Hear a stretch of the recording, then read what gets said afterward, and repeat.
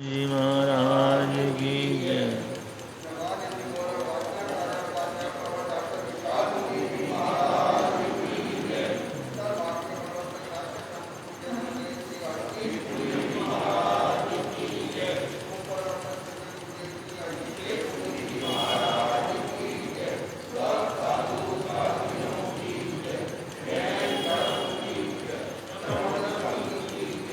नमो हरिहन्ताणं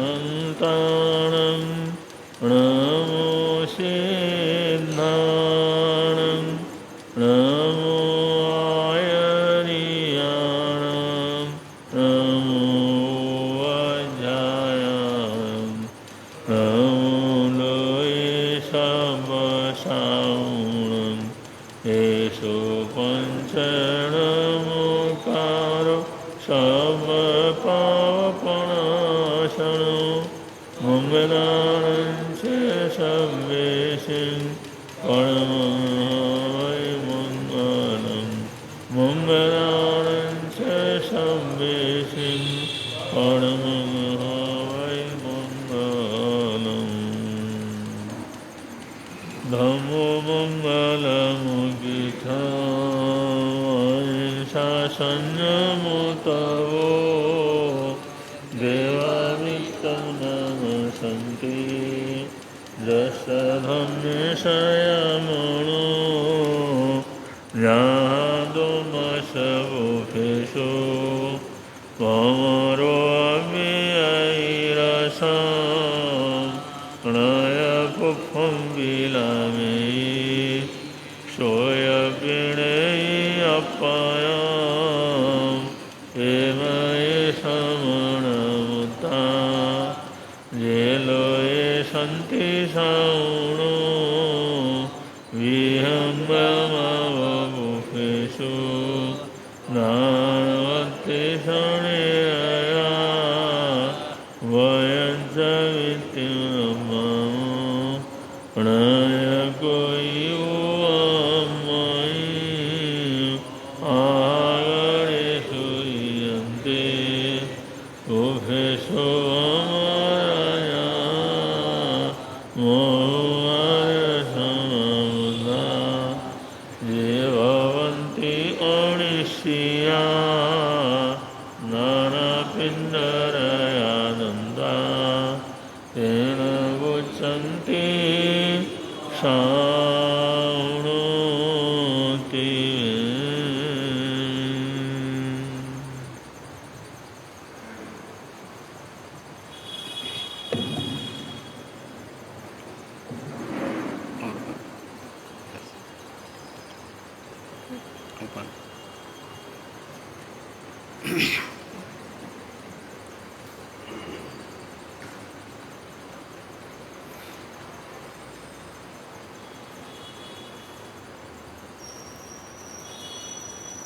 हम किसी के नहीं, कोई हमारा नहीं, तन भी अपना नहीं, कोई सहारा नहीं।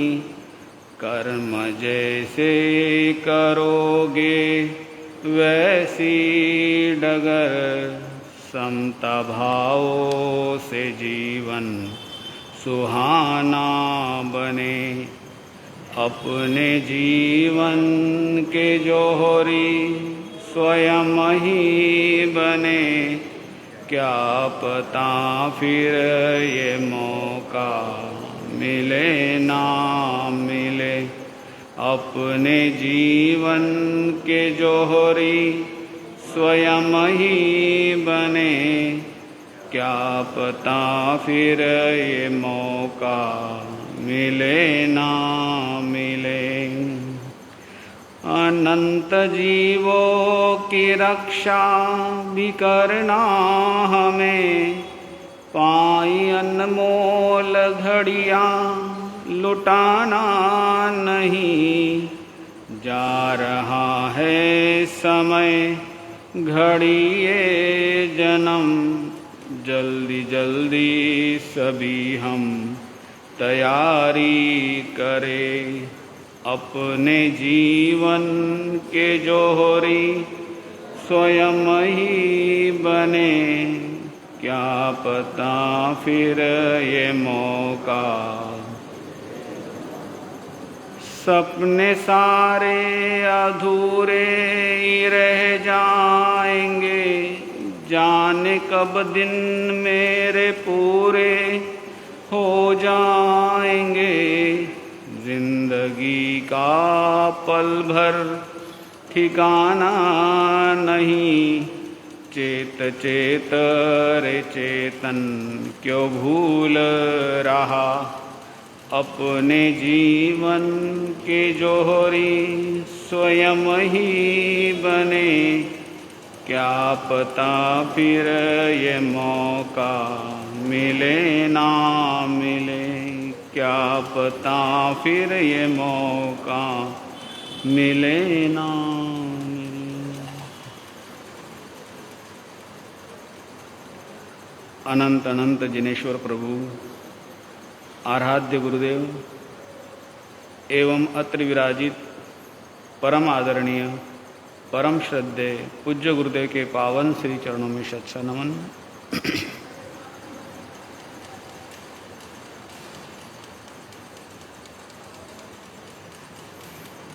दो भाई, क्या नाम है उनका, याद है क्या? कल प्रवचन चल रहा था, ये तो याद है बीच में से चला गया था, है ना, है ना? ये तो याद है बीच में से महाराज जी चले गए थे, लेकिन ये याद नहीं कि कौन सी बात चल रही थी। याद है? दो भाई की बात चल रही है, व्यापार के लिए निकले थे। जिनपाल और जिन रक्षित का विषय चल रहा है। और रत्न द्वीप नामक एक द्वीप है, लवन समुद्र से पास में ही रतन द्वीप, लवन समुद्र के अंदर ही आता है। व्यापार के लिए दो भाई गए थे, बड़ी मुश्किल से उस समुद्र में से बच करके किनारे पे आए। और वो किनारा किसका था? रत्न द्वीप नामक एक द्वीप का था, और उसकी एक रक्षक देवता थी। और उस देवी के इसमें वो पूरा द्वीप था, और उसका ही वो राज्य था एक प्रकार से। एकशिनी थी, वैंतरी देवी थी, वो वहाँ की प्रमुख थी। जैसे अवधि ज्ञान से उसने उसको देखा दोनों को कि कोई आए हैं, तो उसने उनके पास में गई और उनको डरा धमका करके कहा कि अगर तुम्हें जिंदा रहना है तो मेरे अनुसार तुम्हें यहाँ पर जीवन जीना पड़ेगा। स्वाभाविक है, व्यक्ति प्राण बचाने के लिए वो सारे प्रयत्न करता है। कहते हैं कि जब उनको अपने महल में लेके गई, वहाँ पर अपने जीवन के अनुसार सुख भोगने लगी। समय बीतता गया, और कहते हैं कि लवन समुद्र के एक अधिष्ठाता देव कहलाते, रक्षक देव कहते हैं। आप सोच में रहोगे कि जैन दर्शन में देवताओं का बड़ा विस्तृत वर्णन है। सामान्य रूप में 99 प्रकार के देवताएं बताए हैं, और यदि सामान्य रूप में देखें तो 4 प्रकार के देवता बताते हैं। भवनपति, वाणवेंतर, ज्योतिष और वैमानिक, है ना। 4 प्रकार की कैटेगरी के देवता हैं। कोई देवता भवनों में रहते हैं, कोई वनों में विचरण करते हैं, कोई देवता ज्योतिष चंद्र नक्षत्र वगैरह तारे बन गए हैं, और कोई देवता ऐसे हैं जो विमानों में ही रहते, इसलिए उनको वैमानिक देव के रूप में कहा जाता है। ऐसी 4 भाग करके समझाया गया है। तो 99 प्रकार के देवता हैं, और उसके और अधिक किया जाए तो 198 प्रकार के देवताओं के भेद जैन दर्शन में वर्णन आता है। लेकिन ये सारे देवता कैसे हैं कि जो एक आयु लेकर के आए हैं, अपने सुखों को भोगते हैं, और सुखों को भोग करके क्या करेंगे, समय आने के बाद आयु पूर्ण करके वापस मनुष्य जन्म में जाएंगे। तो यहाँ पर विषय चल रहा है कि रत्न द्वीप नामक एक द्वीप है, वहाँ पर भी एक वेंतर देवी है, और उस देवी का वो राज्य है, वहाँ पे वो जन्म लिया है और वहीं रहती है। और जैसे इन दोनों भाइयों को देखा, उनको लेके आई और कहा कि अब तुम यहाँ पर जैसा मैं चाहूँ वैसी जिंदगी जीने की। स्वाभाविक है, आदमी प्राण बचाने के लिए सारी कोशिश करता है। वो दोनों भाई कई बार विचार करते हैं कि अरे हमारे माता पिता ने मना किया था, इतना बेशुमार संपत्ति है, कमी किसी चीज़ की थी नहीं, दूर दराज क्षेत्रों में जाकर के 11-11 बार यात्रा कर चुके थे और बहुत मना किया था, लेकिन कई बार बड़े बुजुर्ग मना भी करते हैं, कई बार समझते नहीं हैं, उसके दुष्परिणाम देखने को मिलते हैं। दोनों भाई उस द्वीप पे विचार कर रहे हैं, रत्न द्वीप पर। अब वो जैसा जैसा बोले वैसा वैसा जीवन चल रहा है। कहते हैं एक दिन लवण समुद्र के भी एक रक्षक देव है, वहाँ की व्यवस्था की दृष्टि से तो सुस्थित नामक देवता हैं। जिन्होंने लोग आलोक अधिक पढ़े हैं तो उनको समझ में आएगा कि लवण समुद्र कहाँ है। जम्बू द्वीप के बाहर क्षेत्र में लवण समुद्र करके आता है ना। तो उस लवण समुद्र के जो देवता हैं वो सुस्थित नामक है। उन्होंने उस रत्न द्वीप में रहने वाली उस देवी को कहा कि लवण समुद्र के पास के किनारों में जो कचरा इकट्ठा हो चुका है उसकी सफाई करने की जिम्मेदारी दी। आप समझते होंगे कि आपके दिमाग में तो कितने वर्षों से भ्रम होगा कि देव देवता बनना मतलब बहुत बड़ा काम होता है, बड़ा महान जीवन होता है, उनके पास तो बड़े अंबार होते हैं, वो चाहे वैसा जीवन जी सकते हैं। ऐसे भ्रम में मत रहना, ऐसी गलतफहमी में मत रहना। देवता तो बनते हैं, लेकिन देवताओं में भी जैसे मनुष्य में छोटी बड़ी कैटेगरी होती है, एक राजा होता है, उसमें भी वहाँ पे भी एक इंद्र होता है। इंद्र के नीचे छोटे छोटे देवता होते हैं, उनकी अपनी सेनाएं होती हैं, अपने विभाग होते हैं, और जो इंद्र बोले उसे मानना उनके लिए क्या हो जाता है, नियम होता है। बड़ा कठिन जीवन है वहाँ पर भी, इतना आसान मत समझना। इसलिए मन में देवता बनने की इच्छा लेकर कोई कार्य मत करना, नहीं तो यहाँ जो भोग रहे हैं ना, इससे 10 गुना वहाँ पे भी काम करना पड़ेगा आपको। इसलिए धर्म आराधना जो हम करते हैं वो किसी देवता बनने के लिए नहीं करते हैं। देवता आदि बनना, लब्धियां प्राप्त करना, ये तो किसके समान है, जैसे कोई किसान धान बोता है तो धान जब वो बोता है, चावल बोता है, धान बोता है, तो किसके लिए बोता है, धान लेने के लिए बोता है कि उसमें से कुछ मिले। वो उसके ऊपर जो भूसा आता है, भूसे के लिए तो कोई नहीं बोझता। किसान भूसे के लिए धान बोता है क्या, भूसा तो स्वयं आ जाता है। ऐसे ही जब हम धर्म आराधना करते हैं, जब हम त्याग प्रत्याख्यान करते हैं, आराधना साधना करते हैं, नियम प्रत्याख्यान करते हैं, इसके पीछे सिर्फ ये भावना है कि मेरे नए कर्मों का बंध ना हो और पुराने कर्मों का क्षय हो। जो लब्धियां मिलती हैं, जो सिद्धियां मिलती है, वो किसके समान है, भूसे के समान है। उसके पीछे बहुत राग में नहीं पड़ना। तो देवी देवताएं जो है, तो वहां सुस्थित नामक देव हैं, उन्होंने उस रत्नद्वीप की देवी को आदेश दिया कि आसपास का जो लवण समुद्र में कचरा है उसको इकट्ठा करके इसको सफाई की जाए। राजा का आदेश है, इंद्र का आदेश है।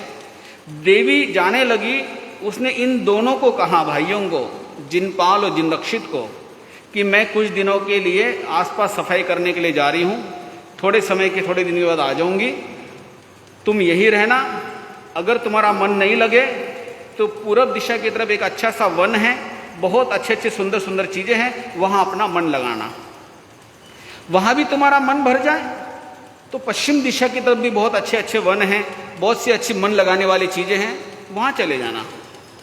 अगर पूरब पश्चिम में भी तुम्हारा मन भर जाए तो उत्तर दिशा की तरफ तो बहुत अच्छे अच्छे वन हैं, बहुत सी चीजें हैं, बहुत से खंड बने हुए हैं, मनोरंजन की बहुत से संसाधन बने हैं। तुम अपना मन इन सब चीजों में लगाते रहना, लेकिन भूल के भी दक्षिण दिशा की तरफ मत जाना। कौन कह रही है बात, वो देवी कह रही है उन दोनों भाइयों के लिए।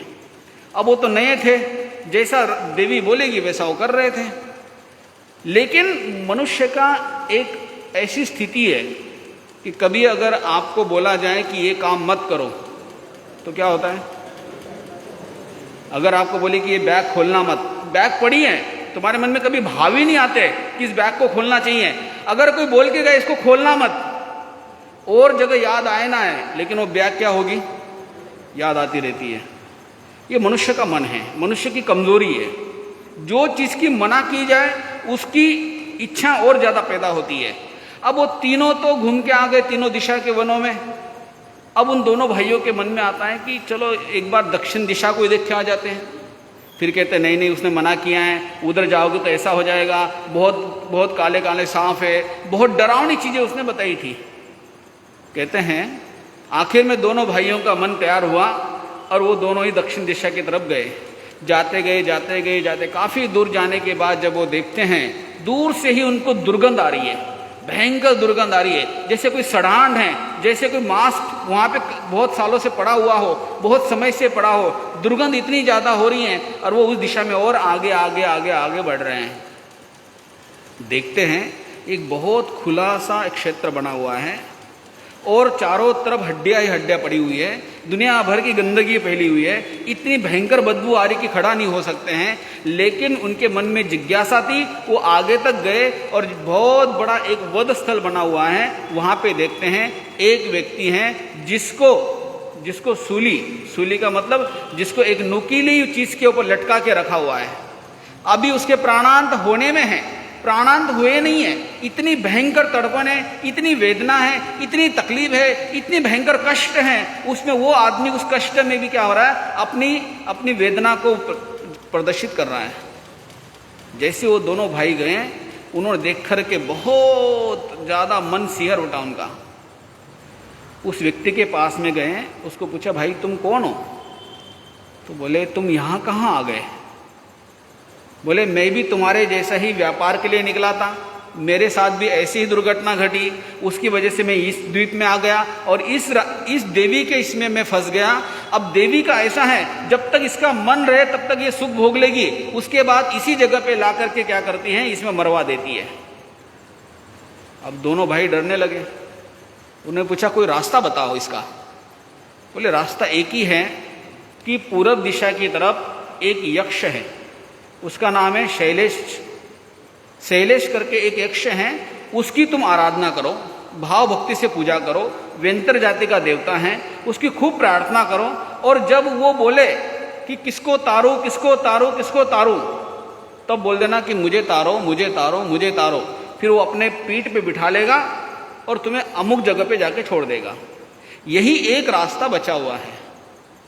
कहते हैं कि दोनों भाई वहाँ से निकले, पूरब दिशा में गए, वहाँ पे वो एक था शैलेश करके, उसके पास में गए, वहाँ पर उसने खूब भक्ति भाव से प्रार्थना की, आसपास की वस्तुएं लाई, बड़ी प्रार्थना की, भक्ति भाव से प्रार्थना करते गए और कहते काफ़ी समय के बाद एक प्रसन्न होकर के उनको कहता है कि किसे तारो किसे तारो किसे तारो।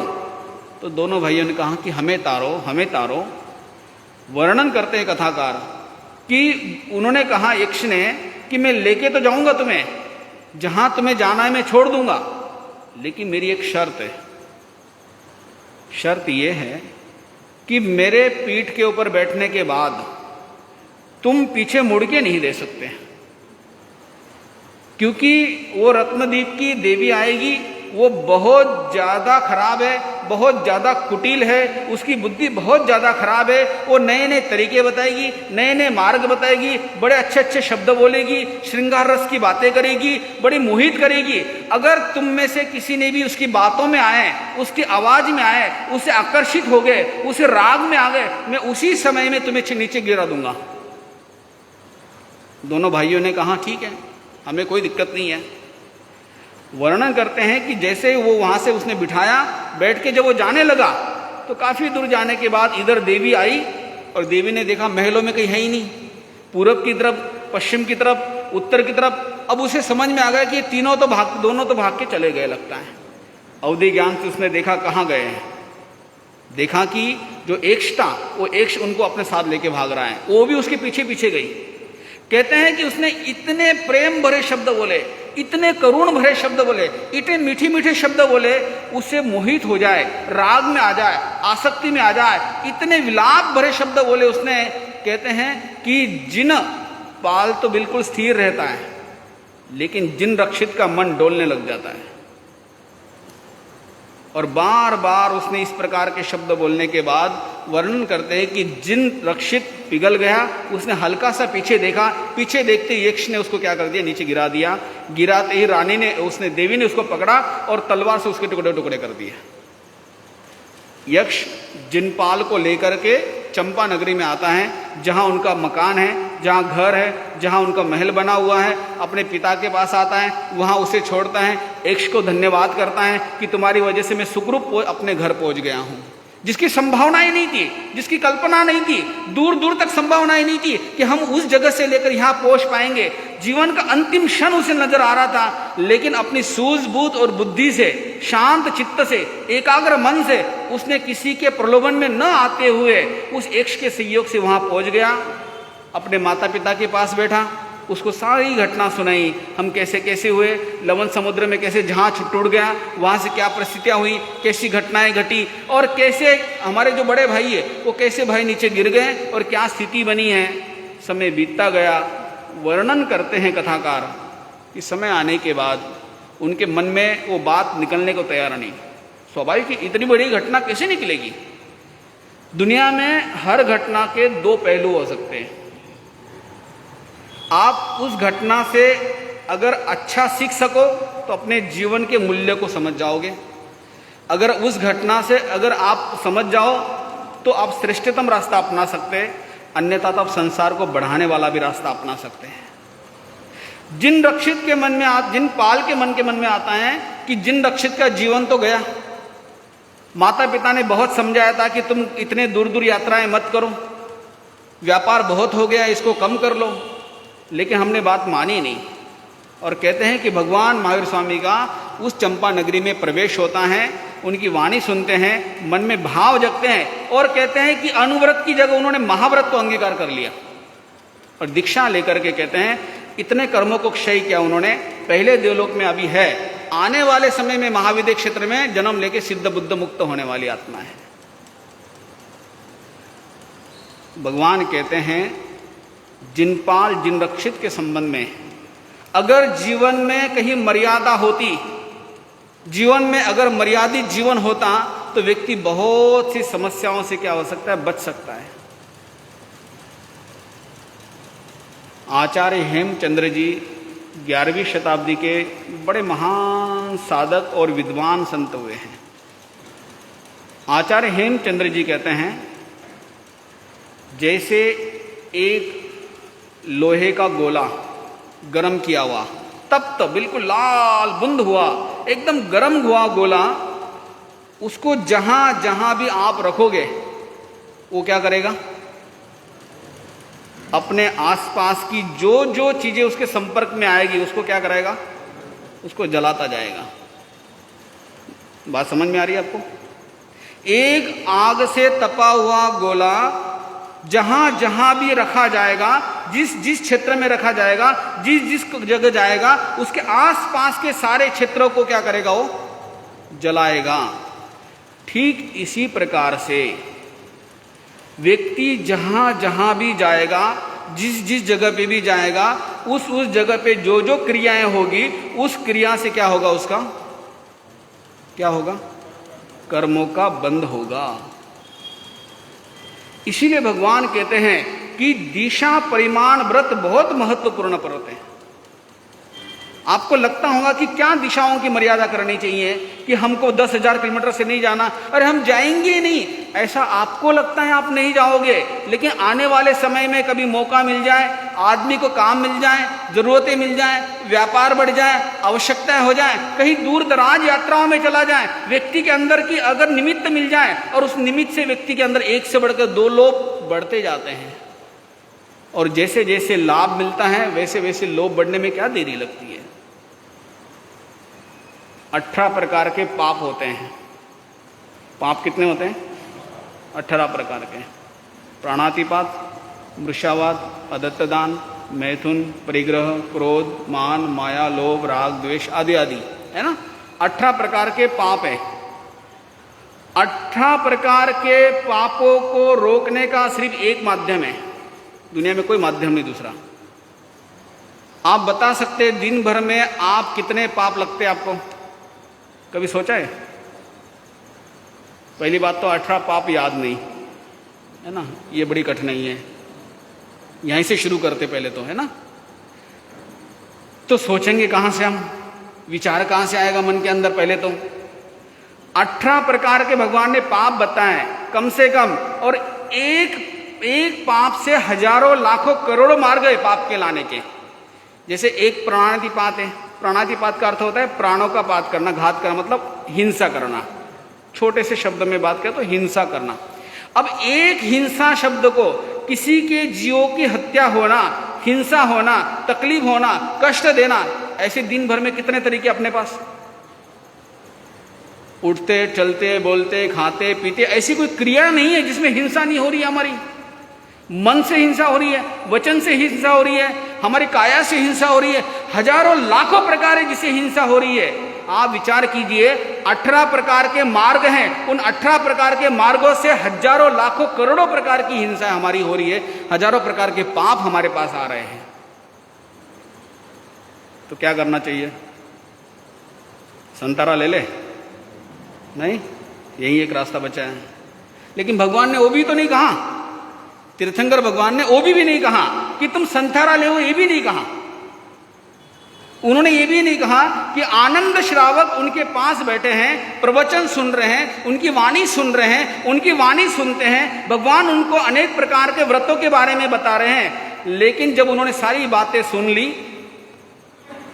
सुनने के बाद क्या कहा उन्होंने कहा भगवान, व्रतों के बारे में जो आपने बताया, महाव्रतों के बारे में जो आप बताया, वो सारी बातें बहुत अच्छी है, लेकिन मैं खुद को देखता हूं, खुद को समझता हूं, खुद की क्षमता को देखता हूं, खुद के बल को देखता हूं, मुझे लगता है कि मैं महाव्रतों को पालन नहीं कर पाऊंगा। देखो कितनी स्पष्ट और साफ बात है बिल्कुल। उन्होंने कहा भगवान आपकी बात सही है। तीर्थंकर प्रभु के सामने बैठे हैं, वो कहते हैं कि भगवान आपकी बातें बिल्कुल सही है, लेकिन मैं महाव्रतों को अंगीकार नहीं कर पाऊंगा। भगवान ने ये नहीं कहा कि नहीं तुम्हें महाव्रत ही लेना है। भगवान ने कहा कि कोई बात नहीं, अनुव्रतों से ले सकते हैं, छोटे छोटे व्रतों का पालन कर सकते हैं, आप अनुव्रत को धारण कर सकते हैं, आप एक व्रत से लेकर के 8 व्रत तक को धारण कर सकते हैं। उन्होंने भगवान से अनुव्रतों के बारे में सुना और सुन करके उन्होंने अनुव्रतों को क्या किया, सबसे पहले अंगीकार किया। जीवन के अंतिम क्षण तक भी उन्होंने 5 महाव्रत धारण नहीं किए, लेकिन 16 वर्ष तक उन्होंने अनुव्रतों का पालन किया, 8 अनुव्रतों का पालन किया, और बाद के जो 4 अनुव्रत हैं, सामायिक है, देशावकाशिक है, पौषध है और अतिथि संविभाग व्रत है, ये 4 अनुव्रत तो उन्होंने लिए ही नहीं थे। ये लेने के लिए नहीं होते हैं, ये तो अवसर आए तो करने के लिए होते हैं। जब मौका मिलेगा तब हम सामायिक करेंगे। शारीरिक अनुकूलता चाहिए, पारिवारिक अनुकूलता चाहिए, व्यापारिक अनुकूलता चाहिए, घर गृहस्थी की अनुकूलता चाहिए, तब जाकर व्यक्ति क्या कर पाएगा, सामायिक कर पाएगा। सामायिक ऐसा नहीं कि व्यक्ति हर वक्त करता रहेगा, नहीं कर पाता है। अगर शरीर में इतनी ज्यादा बीमारी है कि उससे कुछ भी नहीं हो रहा है, 6-6 महीने तक इलाज चल रहा है, तो सामायिक कहां से कर पाएगा। इसी तरीके से अगर घर में कोई व्यक्ति बीमार है, आप 2 ही लोग हैं काम करने वाले, सारा काम आपके ऊपर है, 24 घंटे उनकी ड्यूटी देनी है, तो आप सामायिक करोगे कैसे। इसलिए भगवान ने कहा है कि अवसर आए तो सामायिक करने का होता है। देशावकाश भी ऐसे ही है, पौषध की अनुकूलता नहीं है, उपवास नहीं कर सकते हैं, आप उपवास नहीं कर सकते तो पौषध धारण नहीं कर सकते हैं, तो इसके लिए जो अवसर हो तो करने का होता है। और श्रमण श्रमणियों का योग कब मिलेगा, ये कोई फिक्स तो होता नहीं है। इसलिए जब श्रमण श्रमणियों का योग मिलेगा, आप घर में रहोगे, आपसे देने की भावना बनेगी, आप तब दे दोगे। योग मिले तो करने के लिए होते हैं। लेकिन 8 अनुव्रतों को उन्होंने क्या किया, धारण किया। कितने साल तक, 16 साल तक। तीर्थंकर भगवान महावीर स्वामी के शासन में रहने वाले श्रेष्ठतम श्रावक 16 वर्ष तक अनुव्रत का उन्होंने क्या किया, अभ्यास किया अपने जीवन में। धीरे धीरे करके मर्यादा को बढ़ाया और एक समय ऐसा आया कि उनको लगे कि सब जिम्मेदारियां पूरी होगी। 16 वर्षों में अनुव्रत को धारण करके उन्होंने कई प्रकार से जान लिया, समझ लिया। उसके बाद उन्होंने क्या किया, प्रतिमा में धारण किया। प्रतिमा धारण करके फिर उन्होंने अंतिम समय में सल्लेखना संथारा किया था। इसीलिए कह रहा हूं कि जीवन में क्या जरूरी है, क्या जरूरी है, छुट्टी के दिन 2 घंटा आराम करना क्या जरूरी है, क्या जरूरी है।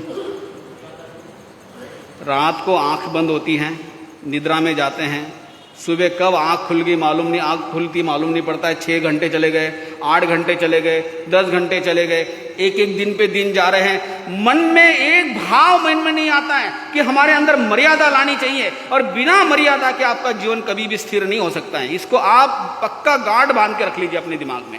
आप व्रत नहीं लोगे तब भी चलेगा, लेकिन आपके मन में दृढ़ क्षमता पैदा हो जानी चाहिए कि बिना मर्यादा में आए आपका जीवन कभी भी सही दिशा में नहीं जा सकता है। इसको समझ लीजिए अच्छे से।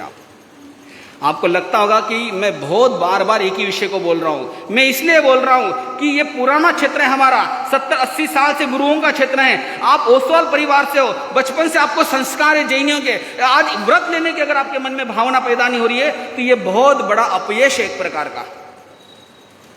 इसीलिए हम जैन कुल में हैं, जैन संस्कारों में हैं, अच्छे परिवारों में हैं, गुरुओं का सानिध्य आपको मिला है, जिन शासन जिन धर्म मिला है, तो मन पहले बनाइए कि मर्यादा में आएंगे, और मर्यादा को एक एक व्रत भी क्यों ना हो आप व्रत लेने की भावना बनाइए, समझने की भावना बनाइए। तो व्रतों में आओगे तो आप क्या करोगे, अपना आश्रव कम कर दोगे, संवर की साधना करोगे। और संवर की साधना करने वाला साधक क्या होता है, पापकारी क्रियाओं से बचता है, संसार कम करता है, और मोक्ष के मार्ग की तरफ क्या होता है, विकास करने वाला बनता है। इन बातों को अगर अनुभव करो तो आनंद रहेगा। आज इतना ही।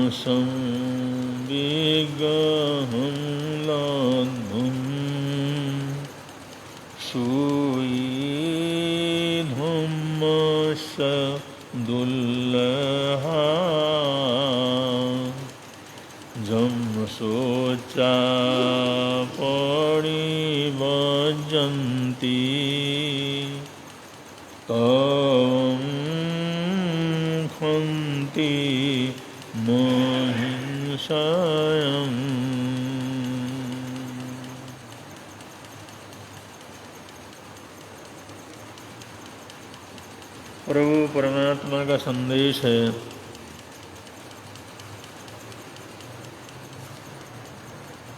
बहुत लंबे समय के बाद दुर्लभ मनुष्य अनुपूर्वी का योग बनने पर यह जीव मणुपत्ता आयन्ति मनुष्यम, मनुष्य जीवन को प्राप्त करता है। और उससे भी बाद जो अनंतानंत पुण्यमानी का योग हो, तो मनुष्य विग्रह को प्राप्त करने के बाद सुई धम्मस्य दुर्लभ, दुर्लभ धर्म को श्रवण करने का मौका मिलता है। जम सोचा परिवज्जन्ति, जिसको सुन करके ऐसा लगता है तमम खंति महिंसम, कुछ न कुछ तप करना चाहिए, कुछ न कुछ संयम की आराधना करनी चाहिए, अहिंसा और दया की करुणा जीवन के अंदर बढ़ती है। ये सब मनुष्य अनुपूर्वी के बाद बड़ी लंबी पुण्यमानी के परिणाम से ये सब मिलता है। तो इस हिसाब से अगर हम अपने आप को मापें, अगर अपने आप को अगर परखें, तो शास्त्रकारों के हिसाब से, महापुरुषों के हिसाब से, ज्ञानियों के हिसाब से हम भी महापुण्यवान हैं, क्योंकि मनुष्य का विग्रह भी प्राप्त हुआ है, जैन धर्म का शरणा भी मिला है, धर्म श्रवण करने की रुचि भी पैदा हुई है, अब हम उसके ऊपर जो है कुछ चिंतन मनन भी कर लेते हैं, सुनते हैं। तो इस दृष्टिकोण से आप सब बड़े महापुण्यवान हैं। और ये पुण्यवान आत्माओं की एक बड़ी जिम्मेवारी होती है कि हम उस पुण्यवानी को बढ़ाएं, उसको घटाएं नहीं। अगर हमारे को समृद्धि मिली है, पूंजी मिली है, वैभव मिला है, तो समझदारी तो यही है उससे ज़्यादा से ज़्यादा लाभ प्राप्त करें, उससे वैभव को बढ़ाएं, उसको घटने न दें, उसको माइनस की तरफ जाने न दें। बस ये इंसान पुण्यवान आत्माओं का उनकी एक जिम्मेवारी बन जाती है। जो पुण्य के बदौलत तुम्हें सब कुछ मिला है उसको बढ़ाओ और उसको घटने न दो, उसको सुरक्षित रखो, उसको बर्बाद होने न दो। ऐसा जीवन के अंदर करने के लिए 35 ये जो बोल शास्त्रकारों ने बतलाए हैं, मार्गानुसारी के 35 बोल, वो इसी के अंदर संकेत करते हैं कि अगर ये सब लक्षण जीवन के अंदर घटित होते हैं तो हम महापुण्यवानी से मिला हुआ वैभव इसको हम धीरे धीरे पूरी तरह से सुरक्षित कर सकते हैं।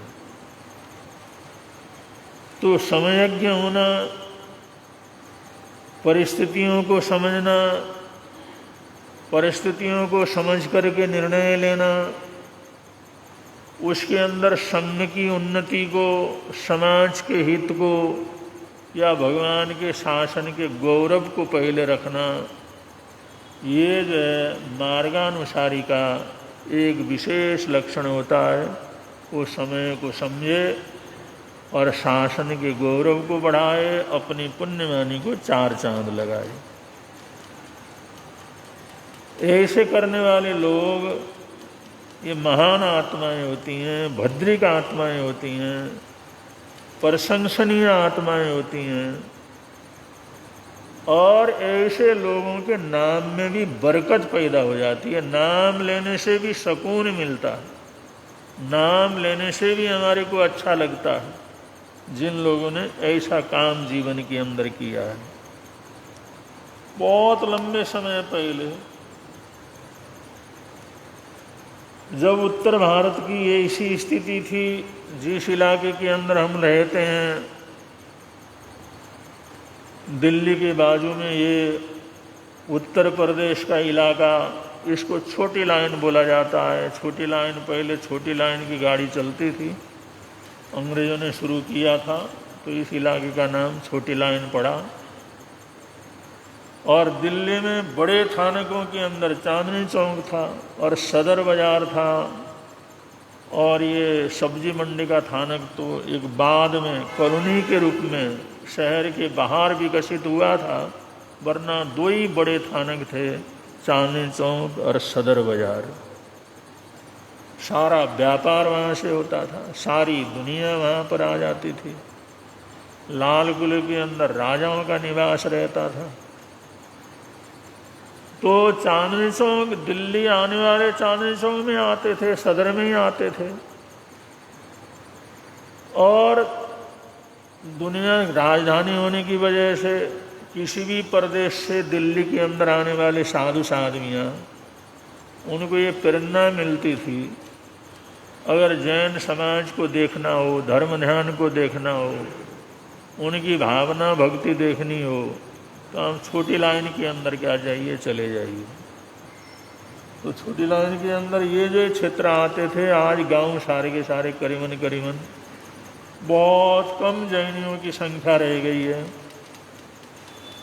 लेकिन उस समय बामनोली हुआ, तित्रवाड़ा हुआ, कांदला हुआ, गंगेरू हुआ, एल्लम हुआ, ये सब बड़े गढ़ माने जाते थे जैन धर्म के।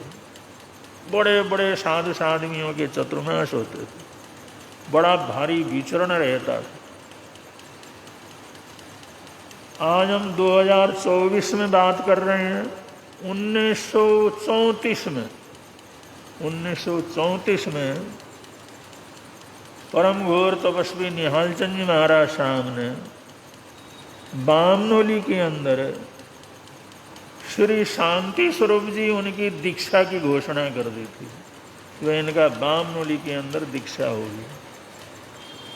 तो बामनोली का श्री संघ बड़ा प्रसन्न हुआ, बड़ा खुश हुआ और चारों तरफ समाचार भेजे। भाई तपस्वी निहाल चंद जी महाराज साहब ने अपने सुयोग्य शिष्य को दीक्षा देने के लिए हमारे बामनोली क्षेत्र को चुना है और यहाँ पर दीक्षा की उन्होंने घोषणा कर दी है।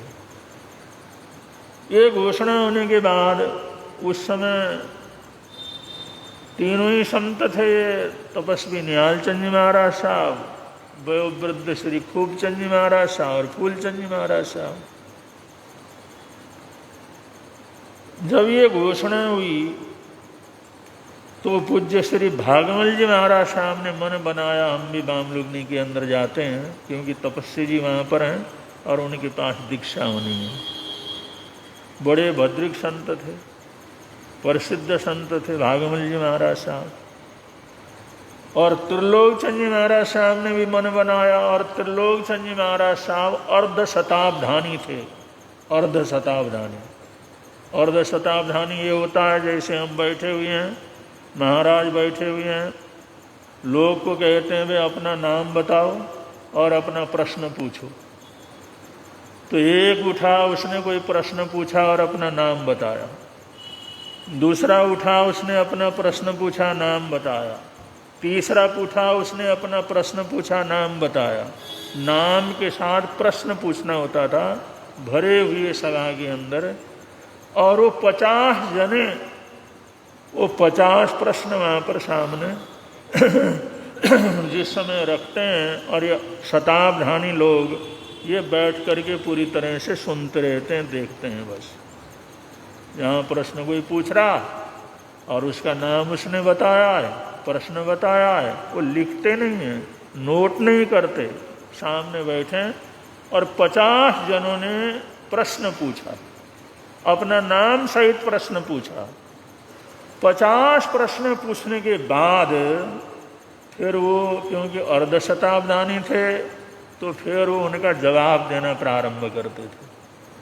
शताब्दानी होता है 100 व्यक्ति पूछें प्रश्न, 100 प्रश्न पूछने के बाद फिर शताब्दानी उसका उत्तर देना शुरू कर देता है। 50 जनों ने प्रश्न पूछा, साथ साथ में नाम बताया। और वो शताब्दानी सबसे पहले जिसने प्रश्न पूछा है उसका नाम बोलते हैं, भाई तुमने ये प्रश्न पूछा था। वो खड़ा होकर के कहता, हाँ गुरु मैं पूछा, ये तुम्हारे प्रश्न का ये उत्तर है।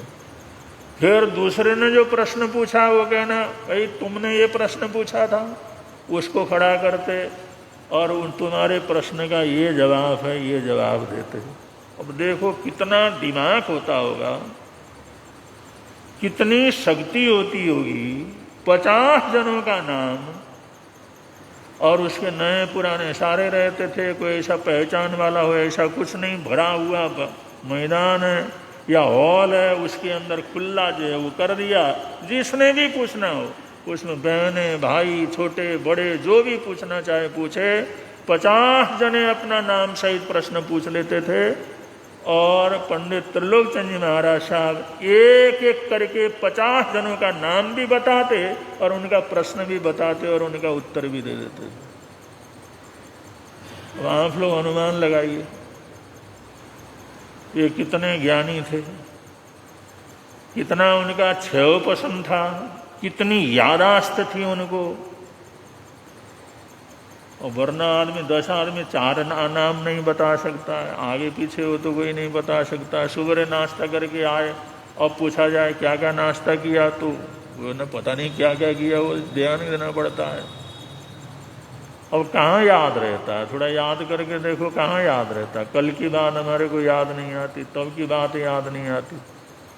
प्रवचन सुनते हैं, प्रवचन सुनने के बाद अगर कोई प्रश्न पूछे तो वो भी याद नहीं रहता। और पंडित त्रिलोकचंद जी महाराज साहब कितनी बड़ी भद्रिक आत्मा थी, कितना ज्ञान था। भागमल जी महाराज साहब के शिष्य थे और इतने विनम्र थे, ऐसा विनम्र पुरुष कोई दूसरा क्या हुआ, नहीं हुआ। और इतने बड़े विद्वान वो संत थे, पंडित त्रिलोकचंद जी महाराज साहब।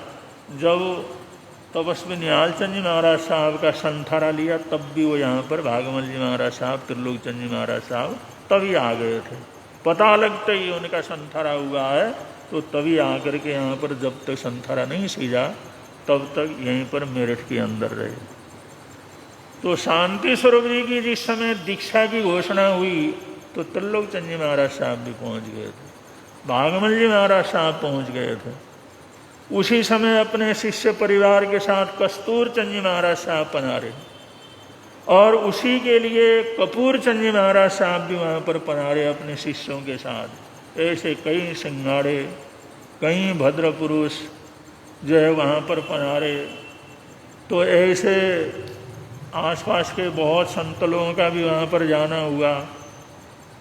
और महासती पद्मश्री जी महाराज साहब, पन्ना देवी जी महाराज साहब, ये बड़े जो है परिवार की जो है मालिकन थी, 30 आदमियों के साथ वहाँ पर विराजमान थे। तो ऐसे भव्य दीक्षा का आयोजन जिस समय वहाँ पर शुरू हुआ तो उस समय एक बैरागी थे कांतिलाल जी और दूसरे बैरागी थे जौहरीलाल जी। उन्होंने भी खूब जिद की तपस्वी महाराज साहब से कि हमारी दीक्षा शांति के साथ ही कर दो, हमारा इतना समय हुआ है, हमने इतना पढ़ाई लिखाई कर ली है, सारा कुछ हुआ है। तो जो उनकी भावना को देखते हुए, संघ के आग्रह को देखते हुए, संतों के आग्रह को देखते हुए तपस्वी निहालचंद जी महाराज साहब ने तीनों बैरागियों की दीक्षा की उन्होंने घोषणा कर दी। हम उम्र थे, एक से ही लगते थे, लेकिन शांति स्वरूप जी का बड़ा प्रभाव था, बड़े विलक्षण बुद्धि वाले थे वो भी। और सारे अपने दीक्षा के कार्यक्रमों को उन्होंने संचालित खुद किया था। उस समय दुनिया भर के लोग आते थे, आसपास के अंदर गांव थे, ऐसा मौका होता था वो ट्रैक्टर वहाँ पर जो गांव वाले वहाँ पर आ जाते थे, बड़ी धूमधाम। और इतने साधु साधियों का इकट्ठा होना, एक माहौल चरम सीमा की तरफ जा रहा था। तो कभी कभी कुछ बहुत अच्छा करते रहते हैं तो एकदम कभी कभी टोंक लग जाती है, नज़र लग जाती है। इसलिए पहले लोग समय देखते हैं, फिर कुछ नज़र वगैरह उतारते हैं, कुछ मांगलिक कार्य वगैरह कर लेते हैं, कुछ दान पुण्य वगैरह कर लेते हैं, कुछ गरीबों को देते हैं, कुछ जो जीव दया के अंदर निकाल देते हैं, जिससे जो काम करने जा रहे हैं उसके ऊपर नज़र न लगे, उसके ऊपर टोक न लगे, उसके अंदर रुकावट न हो। क्योंकि अच्छे कामों के अंदर सैकड़ों प्रकार की विघ्न बाधाएं जरूर आती हैं। अच्छे काम करने लगो तो कोई न कोई विघ्न बाधा क्या हो जाती है, पैदा हो जाती है। इसलिए कहते हैं लोग किस समय शुरू करें, क्या करके शुरू करें, तो थोड़ा दान पुण्य करके, परोपकार करके, अंतन करके शुरू करते हैं मांगलिक कार्य को, जिससे किसी प्रकार का टोक न लगे, रुकावट पैदा न हो। और वो दीक्षा का इतना बड़ा माहौल था, किसी ने दोनों बैरागियों को भटका दिया। उनको ऐसा भटका दिया कि दीक्षा तुम्हारी साथ में हो रही है।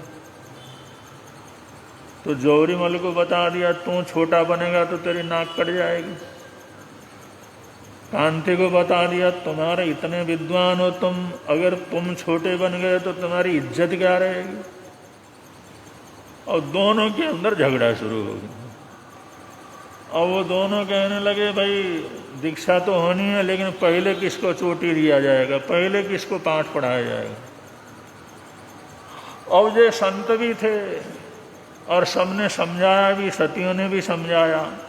वो कहते शांति हमारे से पहले उसकी दीक्षा की घोषणा हुई है, वो विद्वान है, वो हमारा आदर है, उसके साथ हमारा कोई रगड़ा झगड़ा नहीं। हमने तो जिद किया था भाई शांति की दीक्षा हो रही है तो हमने भी दीक्षा लेना है। लेकिन हम दोनों में अगर ये बड़ा बन गया तो मैं वंदना नहीं करूँगा, अगर ये बड़ा बन गया तो मैं वंदना नहीं करूँगा। अब दीक्षा से पहले अब ये वंदना का झगड़ा हो जाए तो बड़ा मुश्किल का काम हो जाए। अब उस जमाने की बात है। इतने साधु साध्वियाँ। आखिर अंदर किसी तरह से समाधान करने की कोशिश की, कुछ समाधान नहीं हुआ। आखिर ये शर्त लग गई कांतिलाल और जोरीमल दोनों के अंदर कि हम एक दूसरे को, हमारे को बड़ा बनाना, हो कहता हमारे को बड़ा बनाना, हमारे को पहले दीक्षा पाठ पढ़ाना, हमारे को पहले दीक्षा पाठ पढ़ाना।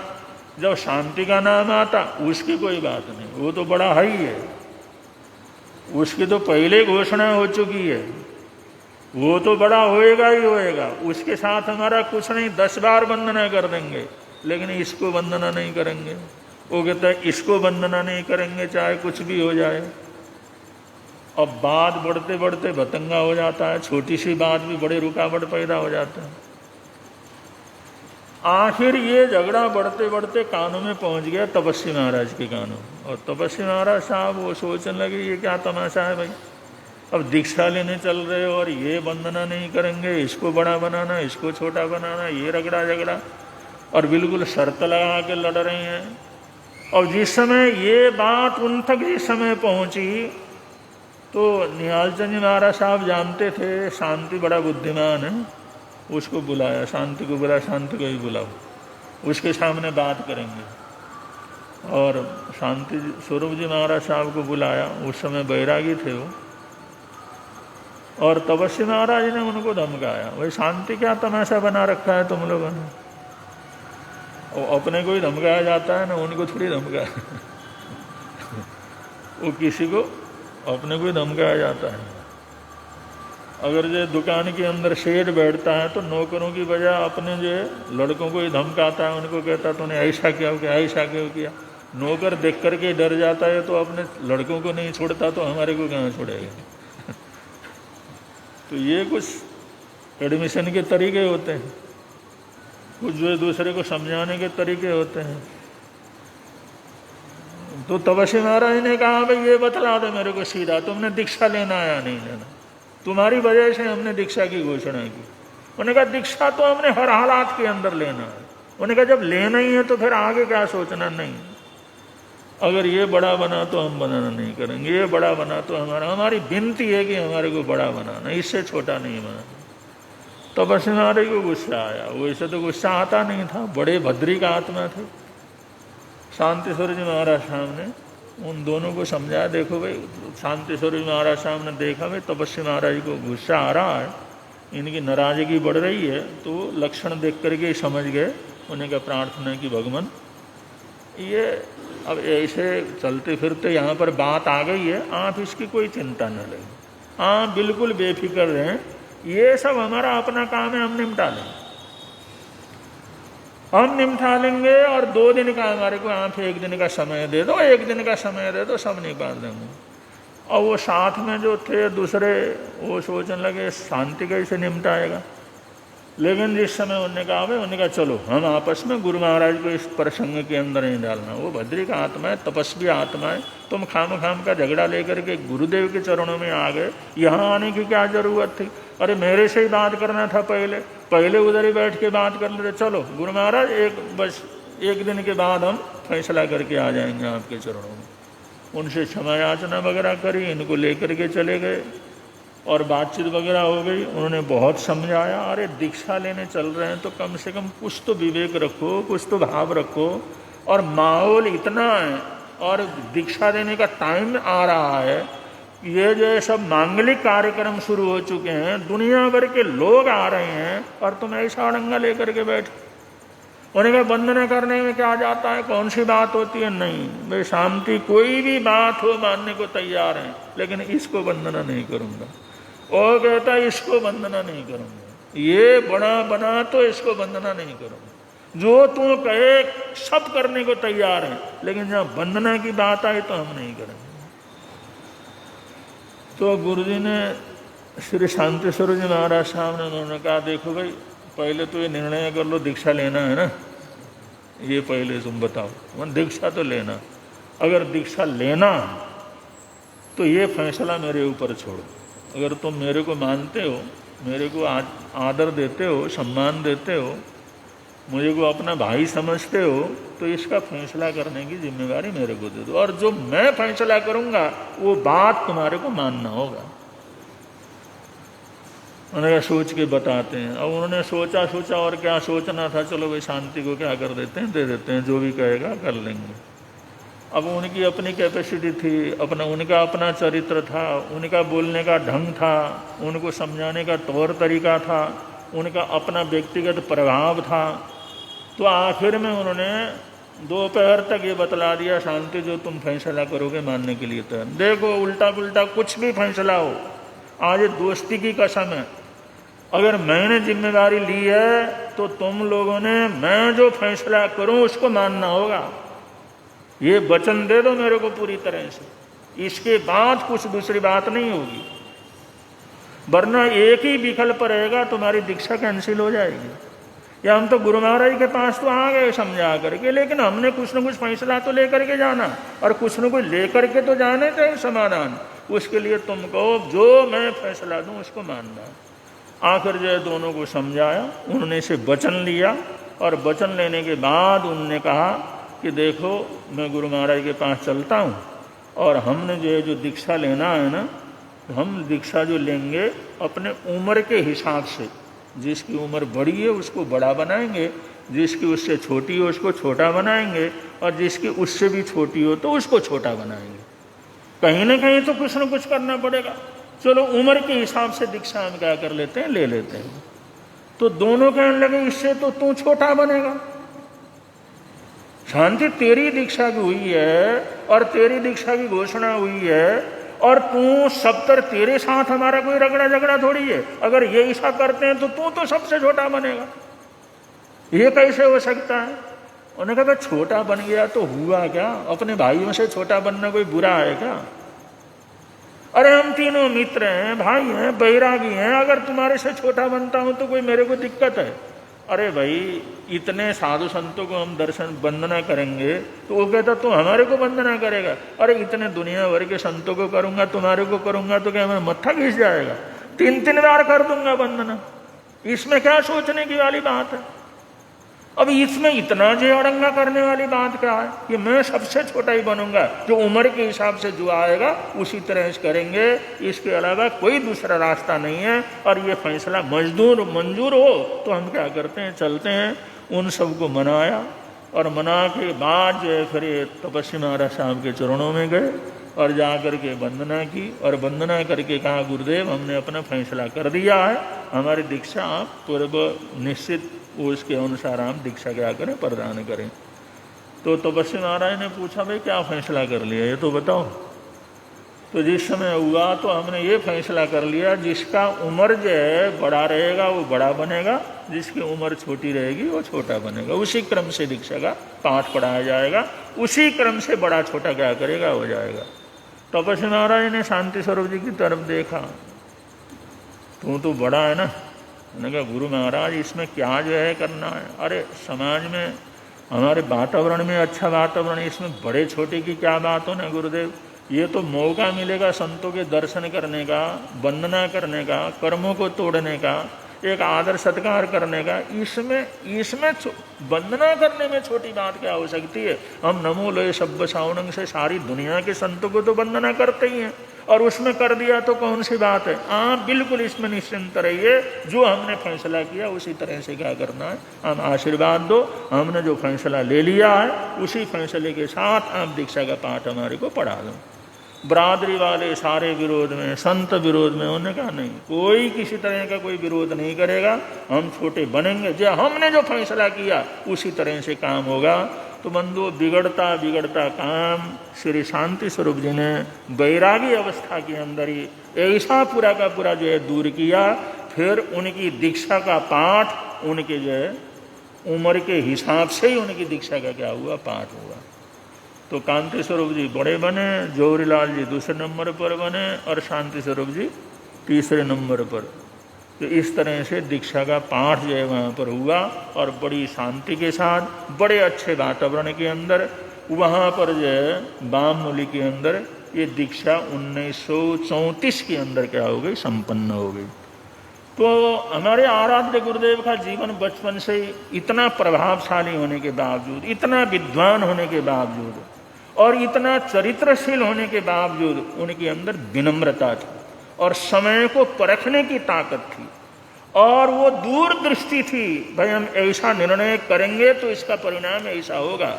तो बंधुओं, ये मार्गानुसारी जो आत्माएं होती हैं, सन्मार्ग के ऊपर चलने वाले, उनके अंदर विलक्षणता होती है। वो समय की नाजुकता को समझते हैं और समय की स्थिति को समझते हैं और ऐसा निर्णय लेते हैं जिससे सबका भला होता है, सबकी उन्नति होती है, धर्म की बाही बाही होती है। ऐसे ही महापुरुष होते हैं जिनको चरित्र नायक के रूप में समय समय पर क्या किया जाता है, याद किया जाता है। इसलिए बड़े प्रेम से आप लोग बोलेंगे, मिलता है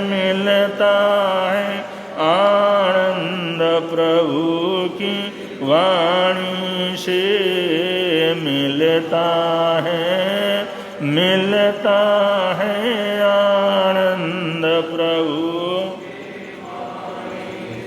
प्रवर्तक शांति गुरुवर प्यारे, प्रवर्तक शांति गुरु जीवन नैया के रखवारे, जीवन नैया जोड़ गए संबंध प्रभु की वाणी से, जोड़ गए संबंध प्रभु की वाणी से। मिलता है आनंद प्रभु वाणी से, मिलता है आनंद प्रभु। 23, 24, 25, 26 गुरुदेव की ये परार